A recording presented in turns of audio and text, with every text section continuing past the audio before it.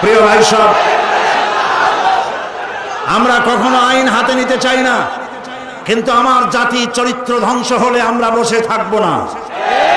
আমরা কথা বলবো, আমরা আমাদের বিবেককে কারো কাছে বিক্রি করি নাই। কথা বলবো পার্লামেন্টে, সিংহের মতো গর্জন করব ময়দানে, জীবন দিয়ে দিয়ে আল্লাহর কোরআনকে প্রতিষ্ঠা করবো ইনশাআল্লাহ।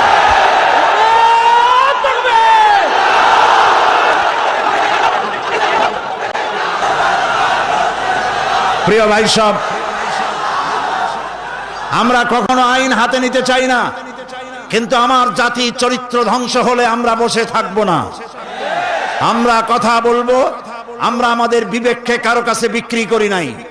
কথা বলবো পার্লামেন্টে, সিংহের মতো গর্জন করব ময়দানে, জীবন দিয়ে দিয়ে আল্লাহর কোরআনকে প্রতিষ্ঠা করবো ইনশাআল্লাহ।